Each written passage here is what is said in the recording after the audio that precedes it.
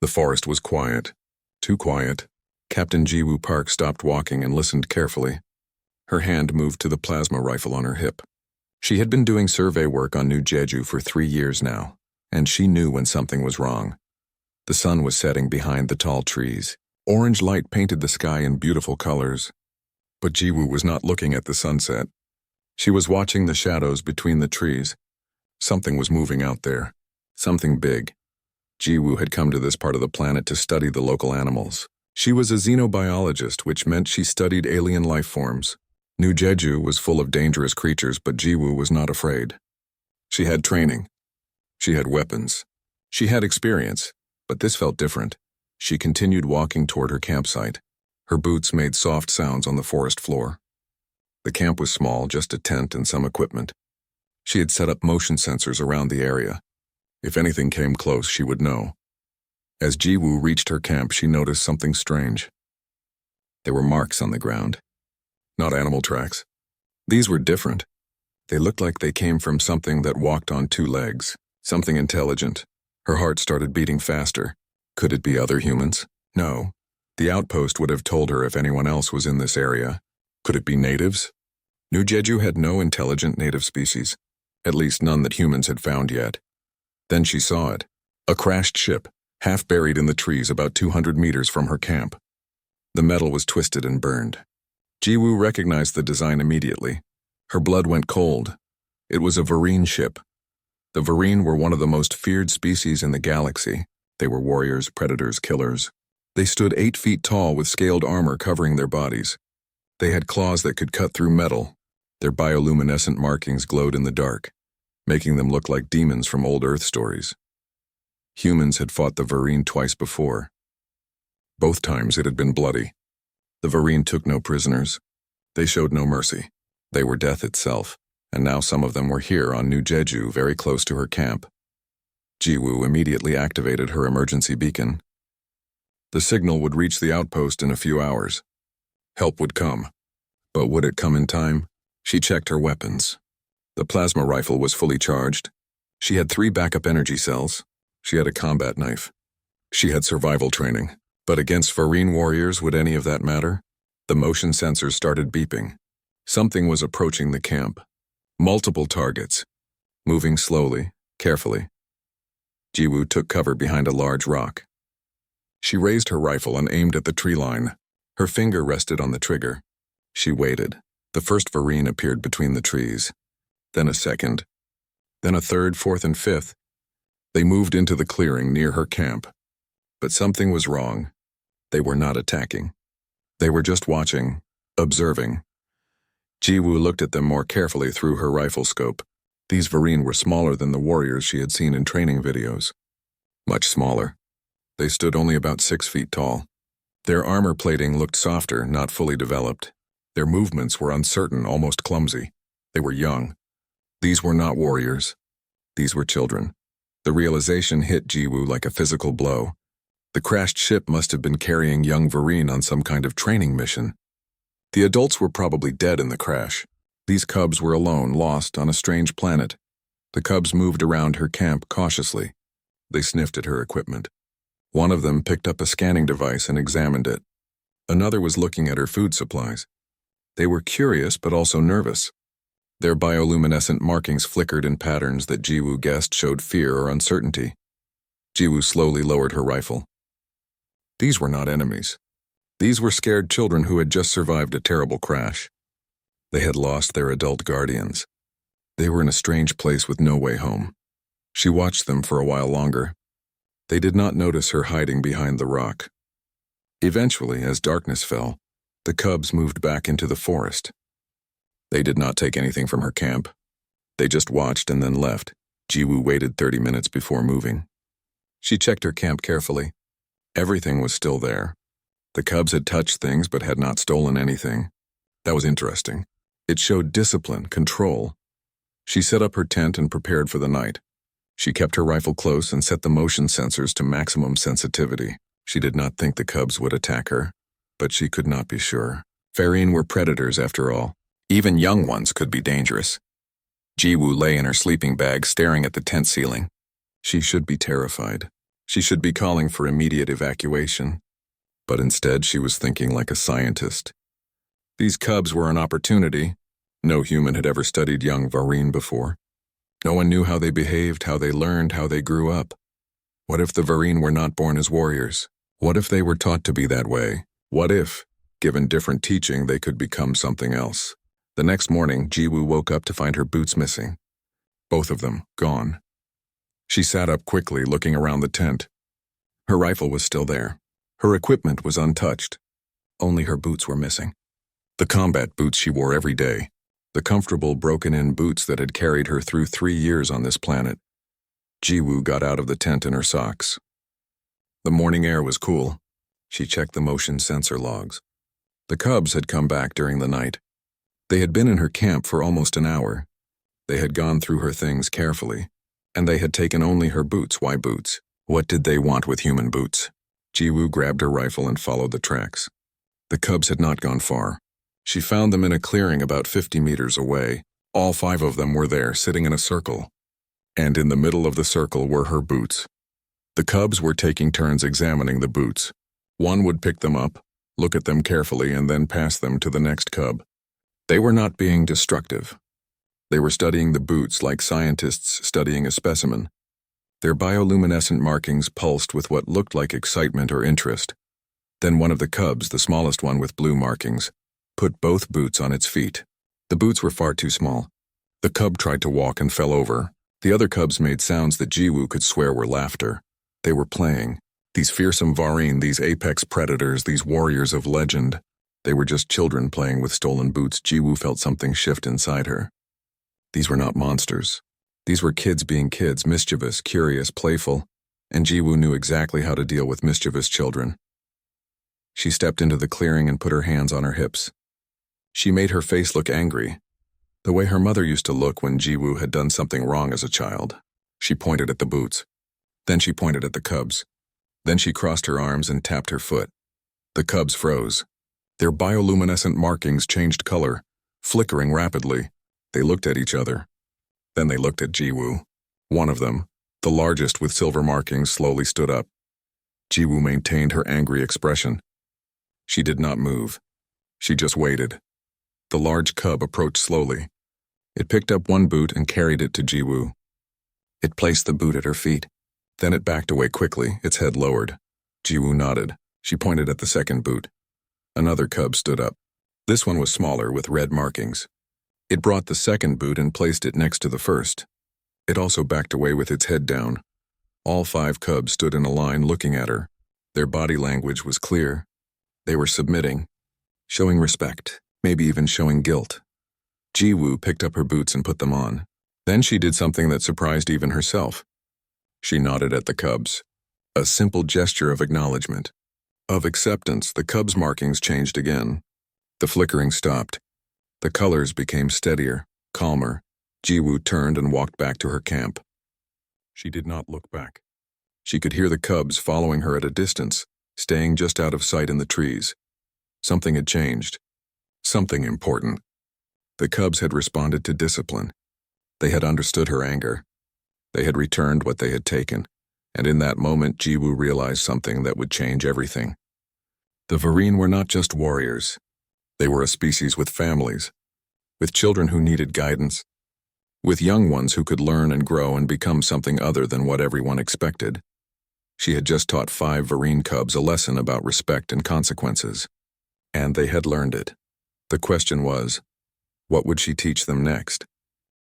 3 days had passed since the boot incident. Jiwoo sat at her camp writing notes on her datapad.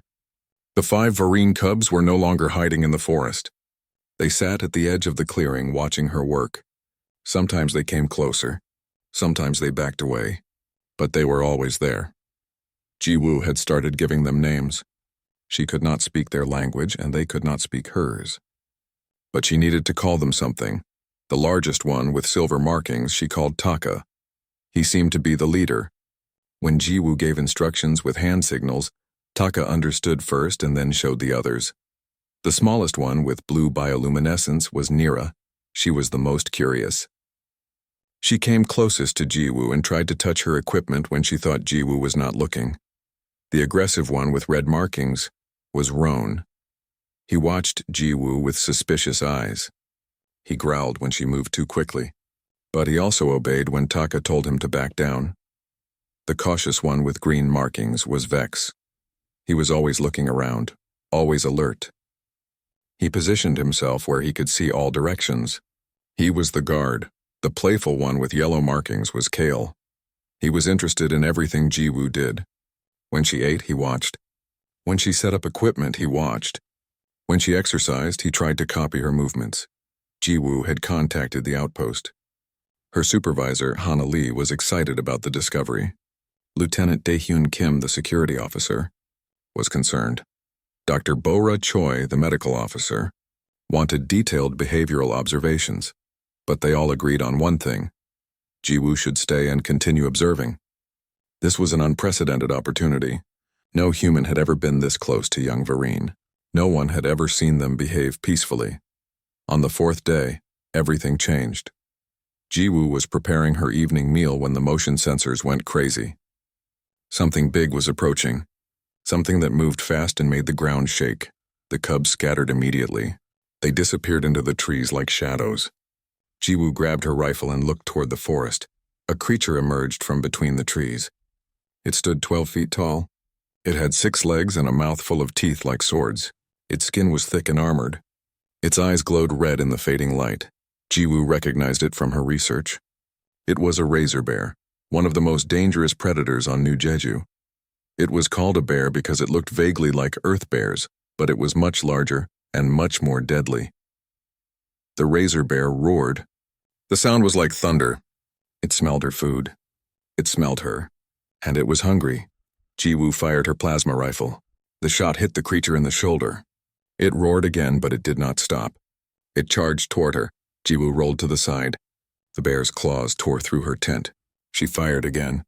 This shot hit its leg. The bear stumbled but kept coming. She was going to die. Her rifle was powerful, but it could not stop something this big quickly enough. She fired a third shot. The bear was almost on top of her. Then Taka appeared. The young Vareen jumped onto the razor bear's back. His claws, still small compared to an adult's, dug into the creature's armor. The bear roared and tried to shake him off. Roan and Vex attacked from both sides. They moved fast, striking at the bear's legs. Their movements were coordinated. They were hunting as a pack. Nira and Kale circled around, making noise, distracting the bear. Every time it focused on one attacker, another struck from a different direction. Jiwoo understood what they were doing. They were giving her time to aim. She steadied her rifle. She waited for the perfect moment. When the bear turned its head, exposing its neck, she fired. The plasma bolt hit exactly where she aimed. The razor bear shuddered. It took 2 more steps. Then it fell. The cubs jumped away from the dying creature. They gathered together, their markings pulsing rapidly. They checked each other for injuries. Taka had a scratch on his arm. Ron was limping slightly. But they were alive. Jiwoo lowered her rifle. Her hands were shaking. The cubs had saved her life. These children, these supposed monsters, had risked themselves to protect her. She approached them slowly. Taka watched her come. His body was tense, ready to move. But he did not run. Jiwoo reached into her medical kit. She pulled out a tube of healing gel. The cubs watched with curiosity. She gestured to Taka's injured arm. Taka looked at the other cubs. Then he slowly extended his arm toward Jiwoo. Jiwoo gently applied the healing gel to the scratch. Taka flinched but held still. The gel worked quickly, sealing the wound. Jiwoo then moved to Roan and examined his leg. It was just bruised. She applied gel there too. When she was done, the cubs made soft sounds. Their markings glowed in patterns that seemed calmer, friendlier. That night, they slept closer to the camp. Not in the camp, but near enough that Jiwoo could see their glowing markings in the darkness. They were standing guard, protecting her the way she had tried to protect them. The next morning, Jiwoo found something outside her new tent. The cubs had left gifts. There were interesting rocks arranged in a circle. There were flowers from a bioluminescent plant. There was a piece of shiny metal from their crashed ship. They were not random objects.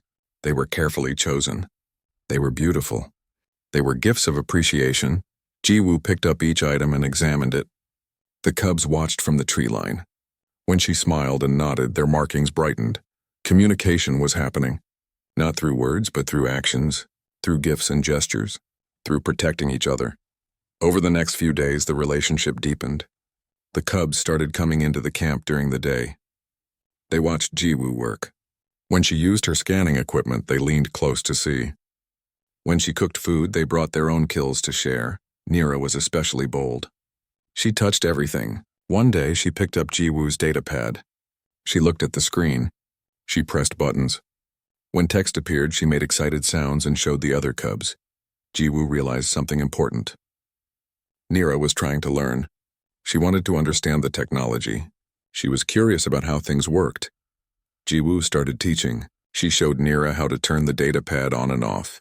She showed her simple images. She let her explore the device under supervision. The other cubs watched and learned too. Kale tried to imitate Jiwoo's exercise routine. He did push-ups badly, and the others made those laughing sounds again. Vex studied how Jiwoo set up her motion sensors. Roan watched how she cleaned her rifle. They were learning human things, human ways, but Jiwoo was learning too. She learned that Varine cubs communicated through their bioluminescent patterns. Fast flickering meant excitement or fear. Slow, steady glowing meant calm. Bright flashes meant warning or alarm. She learned that they had a strict hierarchy. Taka was the leader, but he listened to the others. They made decisions together. They argued sometimes, their markings flashing in what looked like disagreement. But they always followed Taka's final decision. She learned that they played. They wrestled with each other. They chased each other through the forest. They took turns being the hunter and the hunted in elaborate games. They were not just warriors in training. They were children. They had personalities. They had feelings. They had joy and fear and curiosity and loyalty. Dr. Bora Choi was amazed by Jiwoo's reports. She said this information would change how humans understood the Varine. Maybe it would even change how humans and Varine related to each other. But Lieutenant Daehyun Kim was worried. He said that adult Varine would come looking for the cubs eventually. When they did, they would not be friendly. They would not care that Jiwoo had helped their young. They would see only a human threat. Hana Lee asked the important question. What would happen when the adults arrived? Would the cubs defend Jiwoo? Or would they rejoin their own kind and forget the human who had shown them kindness?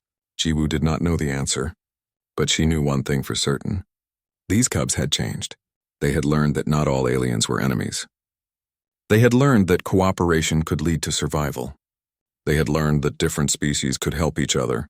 And maybe, just maybe, when they grew up and became warriors themselves, they would remember these lessons. That night, as Jiwoo lay in her tent, she heard soft sounds outside. She looked out and saw all 5 cubs sleeping in a circle around her tent. They were protecting her even in sleep. She had become their pack leader, and they had become her responsibility. The question was no longer if the adult Varine would come. The question was what would happen when they did. 2 weeks had passed. Jiwoo had learned more about the Varine cubs than any human before her. She understood their signals.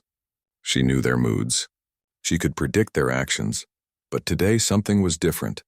The cubs were restless. They paced around the camp. Their markings flickered in patterns Jiwoo had not seen before.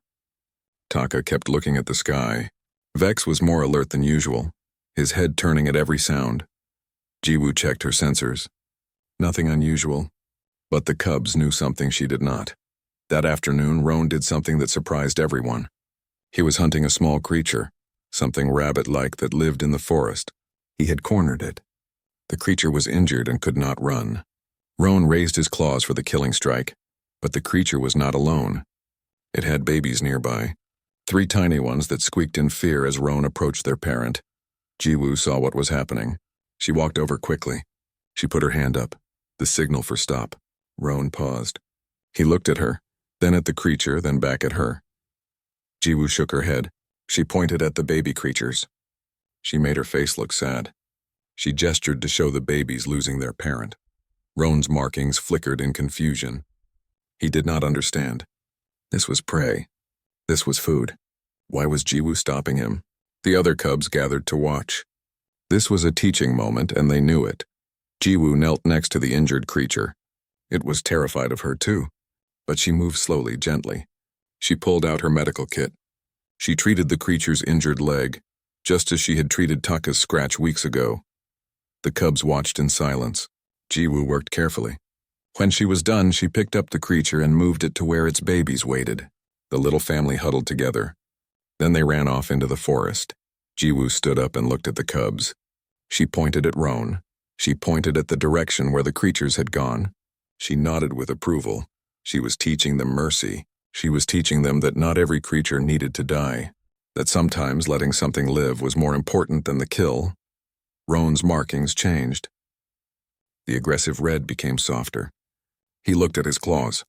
Then he looked at Jiwoo and made a gesture, pressing his hand to his chest. It seemed like an apology. The next day, the cubs went hunting together. Jiwoo watched from a distance using her scanner. They found prey. They worked as a pack. But when they made their kill, they took only what they needed. They left the rest of the animal herd alone. They did not kill for sport. Later, Roan brought something to Jiwoo. It was a small animal he had caught. But it was alive. He had carefully carried it without harming it. He released it near Jiwoo and looked at her, waiting for approval. Jiwoo smiled. She nodded. Roan's markings glowed brightly. He had learned the lesson. He had chosen mercy. Dr. Bora Choi could not believe Jiwoo's reports. A Varine showing mercy? Choosing not to kill? This was revolutionary. This changed everything humans thought they knew about the species. But the peaceful days were ending. That evening, the long-range sensors picked up something. Ships. 3 of them. Large, heavily armed. Varine warships. They were entering the new Jeju system. They would reach the planet in 2 days.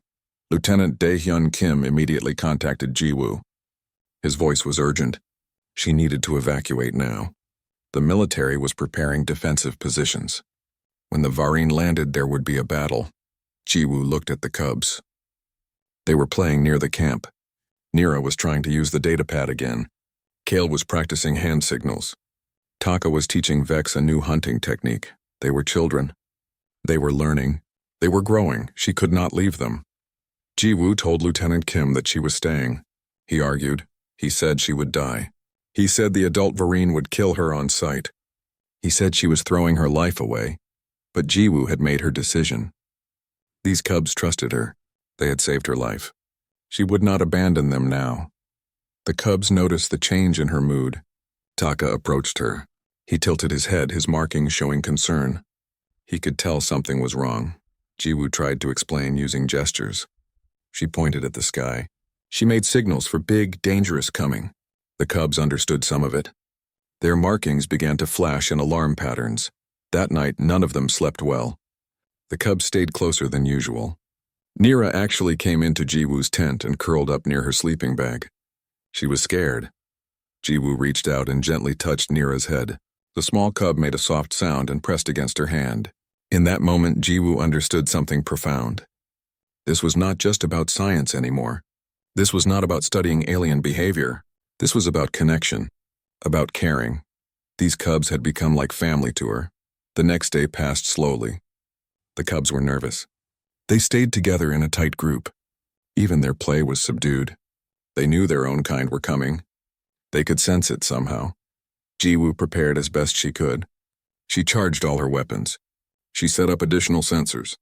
She made sure her communication equipment was working. If things went wrong, she wanted the outpost to know what happened. Hana Lee sent a message. She was crying. She begged Jiwoo to leave. She said Jiwoo was like a sister to her. She said it was not worth dying for aliens who might forget her as soon as their own people arrived. But Jiwoo knew Hana was wrong. The cubs would not forget. They had learned. They had changed. They understood loyalty now. They understood friendship. The question was whether their own kind would understand. On the second day, the Varine ships entered orbit. Jiwoo watched them on her scanner. They were massive. Each ship could carry hundreds of warriors. They had enough firepower to destroy the entire human outpost. The human military scrambled. Ships launched. Ground forces mobilized. Everyone prepared for war.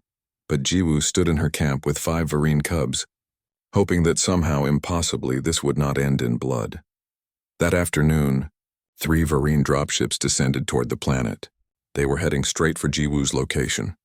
The cubs had probably activated some kind of beacon when they sensed their people were near. They wanted to be found. The ships landed a kilometer away. Jiwoo could see them through her binoculars. The doors opened. Warriors emerged. Dozens of them. They were huge, much larger than the cubs. Their armor was thick and scarred from many battles. Their weapons looked deadly. They began marching toward the camp. The cubs gathered around Jiwoo. They formed a protective circle. Taka stood in front. His markings were bright, showing determination. He was small compared to the approaching warriors, but he stood his ground. The human military sent urgent messages. They were ready to engage. They asked Jiwoo to move away from the cubs so they could fire. They said she was in the line of fire. Jiwoo refused. She stood with the cubs. If the humans fired, they would hit her too. Maybe that would make them hesitate. Maybe that would buy time for communication. The Varine warriors came closer. Jiwoo could see them clearly now. They moved like predators, smooth and deadly. Their eyes glowed in the shadow of their helmets. They looked like death walking. At the front was the largest Varine Jiwoo had ever seen, a female, judging by the body structure Dr. Bora had described. She had crimson markings that indicated high rank. Her armor was decorated with symbols that probably showed her achievements in battle. The warriors stopped 50 meters from the camp. The leader stepped forward alone. She looked at Jiwoo. Then she looked at the cubs. Her expression was unreadable. Jiwoo activated her translator. It was a basic device programmed with limited Varine vocabulary. She spoke clearly into it. The children are safe. The translator repeated her words in the Varine language. The sound was harsh, guttural. Jiwoo hoped it made sense. The leader tilted her head. Her markings flickered. She did not attack. She did not give orders to her warriors. She just stood there studying the scene before her. Then Taka did something that changed everything. He stepped forward, away from Jiwoo and the other cubs. He walked toward the leader. When he was halfway between his pack and the adult warriors, he stopped. Taka placed his hand over his chest. Then he extended it toward the leader. It was a gesture of respect, of acknowledgement. Then he turned and did the same gesture toward Jiwoo. He was showing that Jiwoo deserved the same respect as the Varine leader. The other cubs came forward. One by one, they performed the same gesture. First to their leader. Then to Jiwoo, the adult warriors murmured among themselves. Their markings flickered in patterns Jiwoo could not interpret. This was clearly unexpected. The leader looked at Jiwoo for a long moment. Then she spoke. The translator struggled with the words, but Jiwoo understood the meaning. You protected our young. Why? Jiwoo took a breath. Everything depended on her answer. She spoke slowly, clearly, because they were lost. Because they were afraid. Because it was right. The translator did its work. The leader's markings changed. She took a step forward. Then another. She came closer and closer until she stood right in front of Jiwoo. Jiwoo's heart was pounding. The Varine leader towered over her. One strike from those claws could kill her instantly. But Jiwoo did not move. She met the leader's eyes and held her ground. The leader placed her hand over her chest. Then she extended it toward Jiwoo. The warriors salute. The gesture of respect between equals. First contact had just changed forever. The Varine leader's name was Krath. She was a war chief, a commander of many battles. Through the translator, she told Jiwoo that she had been searching for the cubs for 3 weeks. When she found them alive and well with a human, she had expected to find them prisoners or worse. Instead, she found them healthy, happy, and showing respect to their supposed enemy. Krath ordered her warriors to lower their weapons. The human military did the same, following Lieutenant Kim's orders. Both sides were still tense, still ready, but no one was shooting. That was progress. Krath examined the cubs carefully. She checked them for injuries. She spoke to them in their language, asking questions. The cubs answered, their markings bright and animated. Taka seemed to be doing most of the talking, gesturing toward Jiwoo frequently. When Krath was satisfied that the cubs were truly well, she turned back to Jiwoo. Through the translator, she said, You fed them. You protected them. You taught them. Why? Jiwoo thought about her answer carefully. She said, Because they are children. All children deserve care and guidance no matter where they come from. Krath's markings flickered. She seemed to be considering this. Then she asked another question. What did you teach them? Jiwoo gestured to the cubs. She said, I taught them that strength includes mercy. That survival sometimes means cooperation. that not everything different is an enemy. Krath was silent for a long time. Her warriors watched her, waiting for orders. The human forces watched too. Everyone was waiting to see what would happen next. Finally, Krath spoke again. The translator struggled with some words, but the meaning came through. These cubs were on their rite of passage. They were learning to be warriors. When their ship crashed, I thought they had failed. I thought they would die or be captured. Krath looked at the cubs, then back at Jiwoo. She continued, but they did not fail. They survived. They adapted. They found an ally in a strange place. These are warrior skills, but they learned something more from you. Something we do not teach, Jiwoo asked. What is that? Krath's response was surprising. They learned that there are different kinds of strength.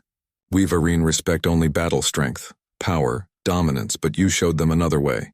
You showed them that caring is also strength, that teaching is strength, that choosing not to kill can be stronger than killing. This was it. This was the moment that would determine everything. Jiwoo chose her next words very carefully. What kind of warriors do you want them to become? Just killers, or protectors who know when to fight and when to show mercy? The question hung in the air. Krath's markings changed through several colors. Her warriors shifted nervously. This was clearly a challenging question for their culture. Krath looked at her warriors. Then she looked at the cubs. Finally, she looked at Jiwoo. She said, "You have given us much to consider, human. We have always believed that mercy is weakness, that compassion makes warriors soft. But these cubs are not weak. They fought beside you. They protected you. They learned from you. And they are stronger for it." Jiwoo waited. There was more coming. She could sense it. Krath continued. "I propose something that has never been done before. Let some of our young train with your people. Let them learn human ways alongside warrior ways. Let us see what kind of Vareen they become." The Vareen warriors behind Krath erupted in agitated sounds. Their markings flashed in what Jiwoo assumed was disagreement or shock. This was clearly controversial. On the human side, Lieutenant Kim immediately contacted his superiors. Jiwoo could hear the heated discussions through her comm link. Some humans thought it was a trick. Others thought it was an opportunity. Everyone had opinions, but Jiwoo looked at the cubs. Nira was watching her with those large eyes. Taka stood proud and tall. Kale's markings showed excitement. Roan and Vex looked ready for whatever came next. These cubs had changed. They had learned. They had grown. And they could be the first of many. Jiwoo spoke to Krath. "I agree. But this must be real cooperation. Not humans teaching Vareen. Not Vareen teaching humans. Both learning from each other. Both sharing. Equal partnership." Krath's markings brightened. She said, "Agreed. We will establish a training ground here on this world. Your young and our young will learn together, and we will see what future we can build." Not everyone was happy. One of Krath's warriors, a massive male with dark markings, stepped forward. He spoke angrily in the Vareen language. The translator caught some of it. Betrayal, weakness, contamination. This warrior did not want cooperation with humans. Krath turned to face him. Her response was sharp and commanding. The warrior backed down but did not look happy. He would be a problem later, Jiwoo thought. Not everyone would accept this change easily. On the human side, there was similar dissent. Admiral Song Ho-yun, the military commander, sent a message refusing the agreement. He said Vareen could not be trusted. He said this was a security risk. He ordered all human forces to maintain defensive positions, but other voices spoke up. Dr. Bo-ra Choi argued that this was the opportunity of a lifetime.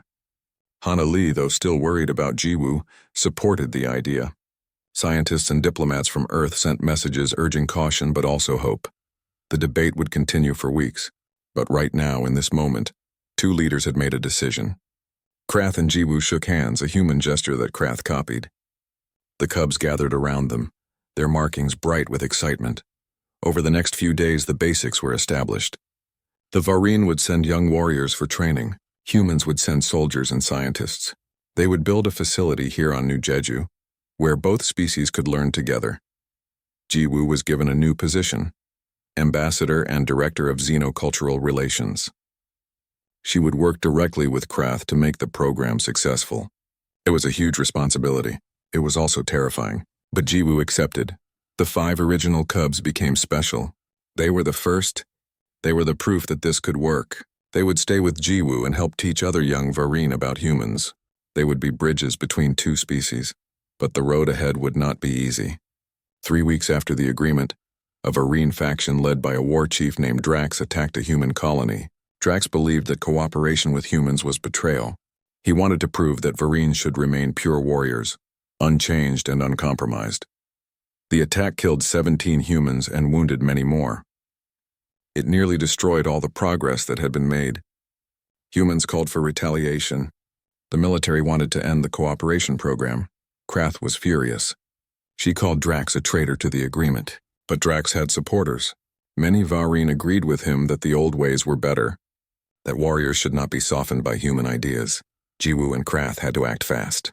They could not let extremists on either side destroy what they were building. Krath sent forces to hunt Drax.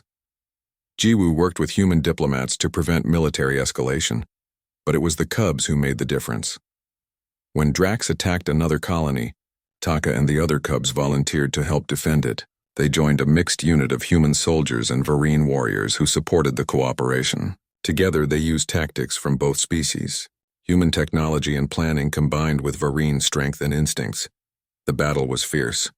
Drax's forces were experienced and brutal, but the combined unit worked as a perfect team. Taka led a group that flanked Drax's warriors. Human soldiers provided covering fire while Vareen fighters engaged in close combat. They supported each other, protected each other. When Drax himself appeared on the battlefield, it was Taka who faced him. Drax was 3 times Taka's size. He was a legendary warrior with hundreds of kills. He mocked Taka, calling him weak, contaminated by human influence. Taka did not fight alone. Nira, Kale, Roan, and Vex fought beside him. Human soldiers provided support. Together they brought down the legendary Drax, but they did not kill him. Following Jiwoo's teachings, they captured him alive. They showed him mercy even though he deserved none. Drax, lying defeated before the cubs he had called weak, finally understood. These young Vareen were not soft. They were stronger than he was. They had all the warrior skills plus something more. They had learned when to fight and when to show restraint. The victory changed everything. It proved that cooperation worked. It proved that the new way was not weakness but a different kind of strength. Many Vareen who had doubted the program now supported it. Many humans who had feared the Vareen began to see them differently. Jiwoo stood with Krath after the battle, watching the cubs receive honors from both species. Taka wore both a human medal and a Vareen honor marking. The other cubs stood proud beside him. Krath said, "I was wrong to doubt. Your way has made them stronger, not weaker." Jiwoo replied, "It is not my way or your way anymore. It is a new way. Our way. Together."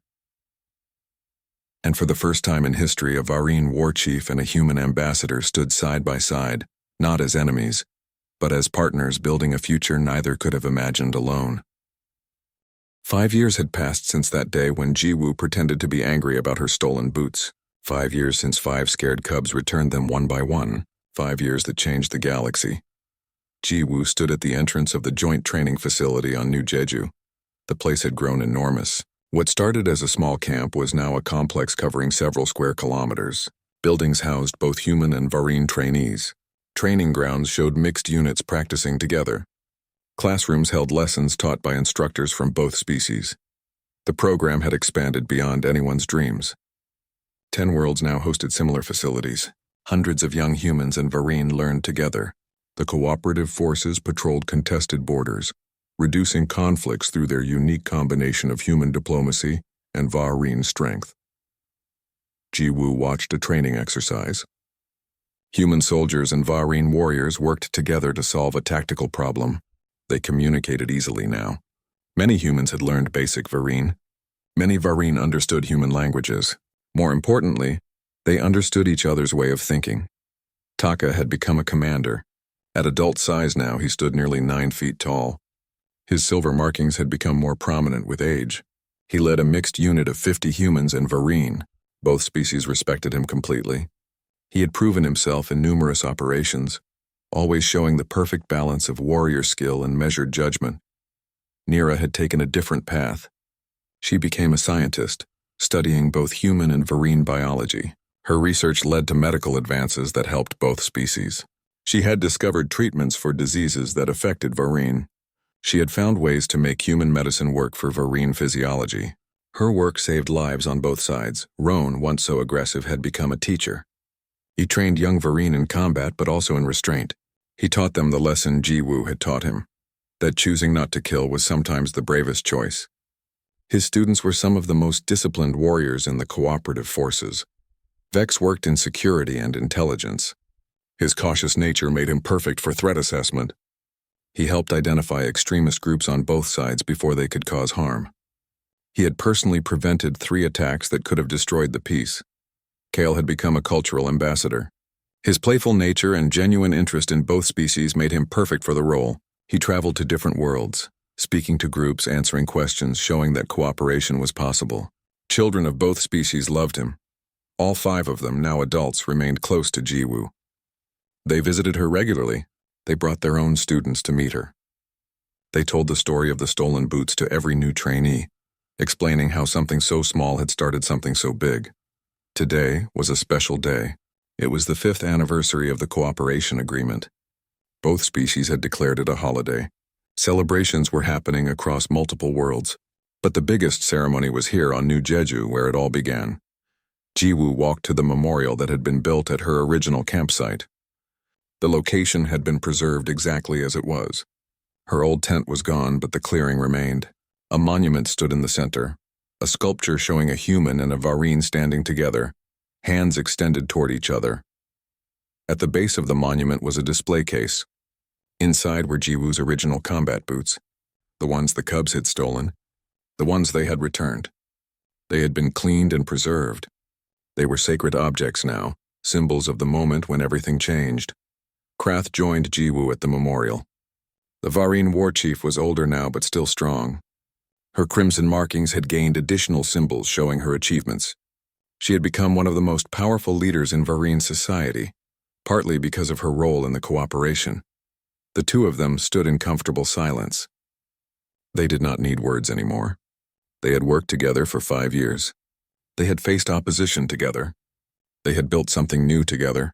Finally, Krath spoke. The translator was not needed anymore. She had learned human speech well enough. Your boots are sacred to my people now.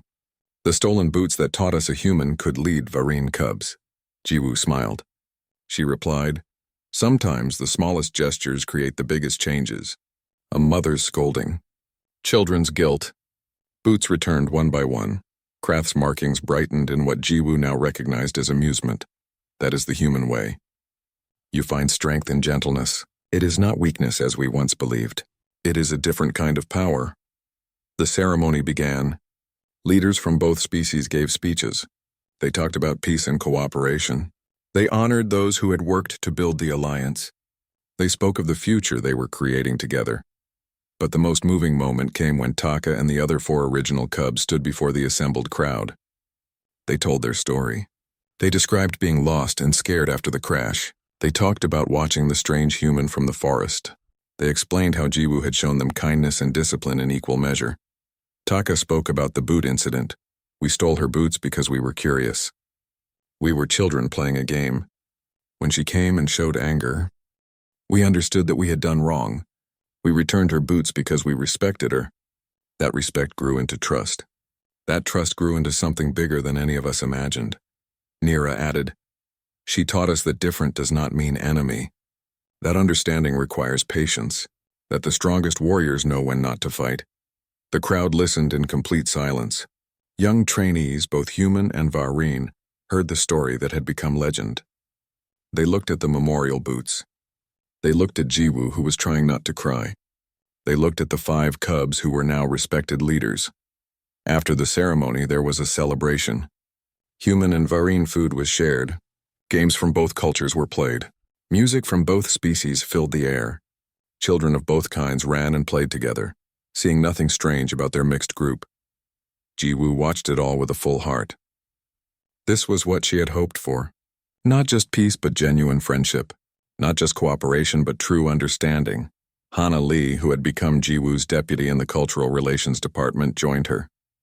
I was so scared for you that day. I thought you were going to die. I thought you were crazy for staying with those cubs, Jiwoo smiled. Maybe I was a little crazy. But sometimes crazy is what the world needs. Dr. Bo-Ra Choi approached them. She had become the leading expert on Varine psychology. Your instincts were right, Jiwoo. You saw them as children, not monsters. You treated them with discipline and love. That combination is powerful in any species.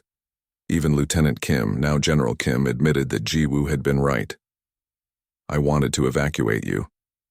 I thought cooperation was impossible. I am glad you did not listen to me. You saw something the rest of us missed. As the sun set over New Jeju, Jiwoo walked back to the memorial one last time. The boots sat in their case, lit by soft lights. Such ordinary objects, such an extraordinary impact. She remembered that morning when she found them missing. Her annoyance. Her decision to confront the cubs.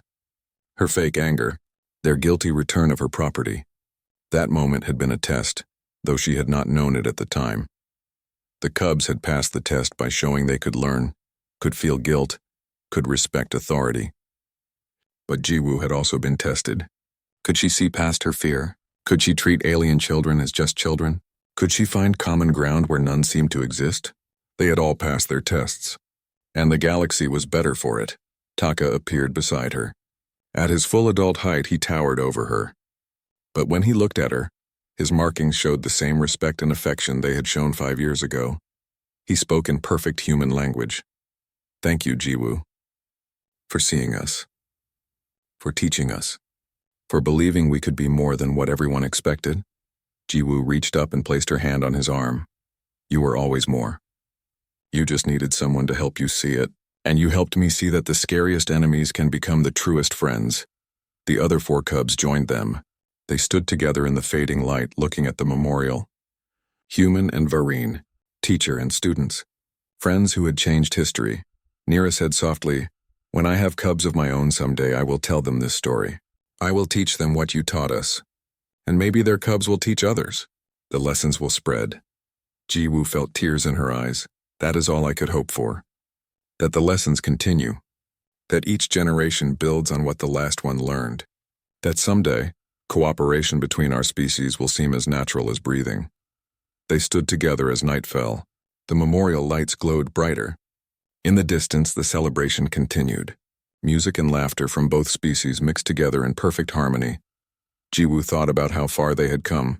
From stolen boots to a galaxy-changing alliance. From fear and suspicion to trust and friendship.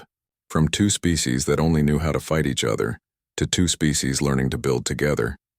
It all started with 5 cubs who took something that did not belong to them, and a human who pretended to be angry, and the moment when they brought her boots back, one by one, learning the first lesson of many. Sometimes, Jiwoo thought, the fate of entire civilizations turns on the smallest moments, a choice to show mercy instead of anger. A decision to teach instead of reject, a willingness to see potential where others see only threat. The boots in the memorial case would remain there forever. A reminder, a symbol, a promise that small acts of understanding could ripple out to change everything. As Jiwoo walked back to the celebration with her 5 cubs, now grown but still hers in every way that mattered, she smiled. The future was uncertain. There would be more challenges, more opposition, more work to do, but they would face it together.